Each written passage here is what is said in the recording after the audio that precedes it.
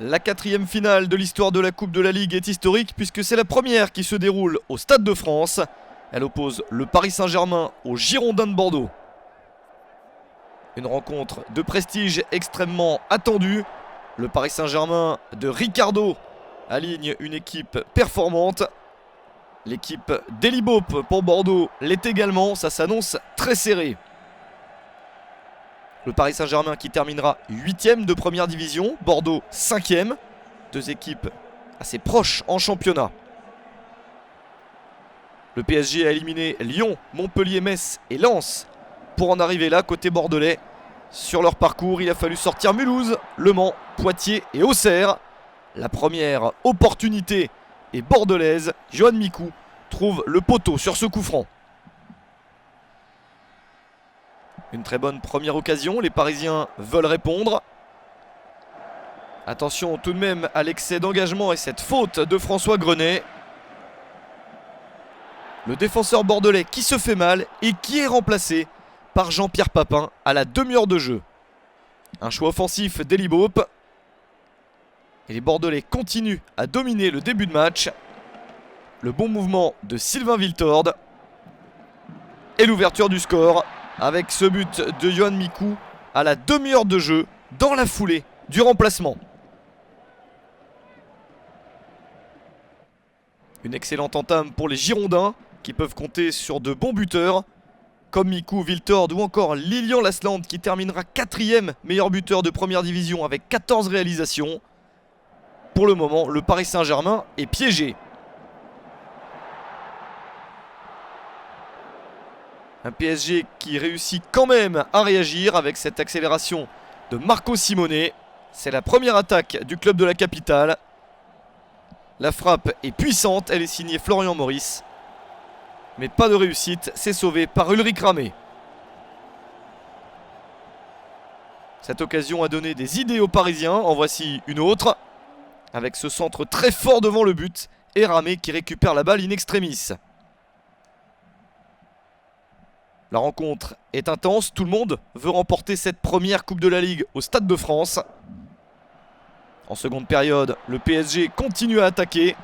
Ulrich Ramé est sorti, le but est vide. Mais Maurice ne réussit pas à cadrer. Beaucoup d'occasions pour les Parisiens, mais toujours pas de but. Et c'est Bordeaux qui se dirige vers une victoire. Des Bordelais qui restent l'année précédente sur un échec en finale au tir au but. Le PSG qui accélère, il n'y a pas de position de hors-jeu. Le dribble est bon. Et l'arbitre Johan Hamel désigne le point de pénalty après cette faute de Ramé sur Pierre Ducrot. C'est à Rail que revient la responsabilité de le frapper. C'est sauvé par le gardien. Deuxième possibilité, Marco Simone surgit et à un quart d'heure de la fin, c'est l'égalisation. Le PSG revient à un partout.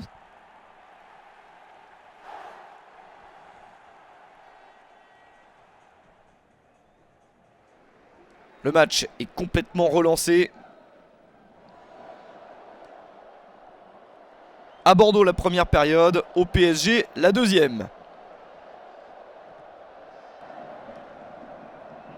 Le corner pour les Parisiens ne donne rien, mais cette frappe exceptionnelle termine sa course sur la barre transversale. Un geste fantastique de Marco Simone qui aurait pu donner la victoire aux Parisiens. Bordeaux s'en tire bien dans cette fin de match. Et comme les 2 années précédentes, il va falloir disputer une prolongation pour départager les deux équipes. Ce sont les Parisiens qui débutent mieux cette prolongation avec cette construction collective de qualité. Patrice Loco se retrouve dans la surface et réussit à trouver Rail qui arrive lancé. Le PSG prend pour la première fois de cette finale l'avantage. Ça fait 2-1 à 13 minutes de la fin.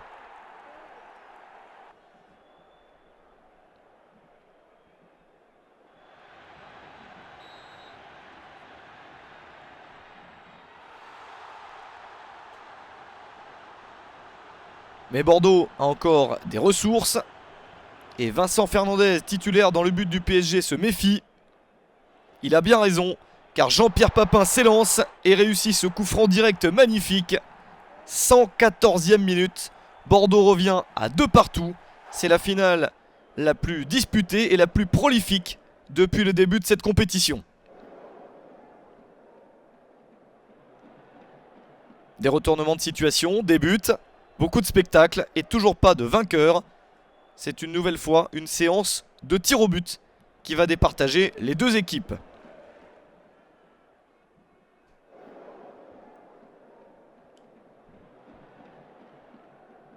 Jean-Pierre Papin s'élance pour Bordeaux. Et c'est le deuxième échec des Girondins dans cette séance. Le PSG réussit donc à avoir la balle de match. Et c'est Patrice Loco qui peut offrir la coupe à son club. Et c'est fait. Victoire au tir au but 4-2 pour le Paris Saint-Germain qui remporte cette édition de la Coupe de la Ligue et qui gagnera aussi la Coupe de France 2-1 contre Lens, le champion de cette saison-là. Quelques semaines plus tard, un doublé Coupe de France, Coupe de la Ligue pour le PSG.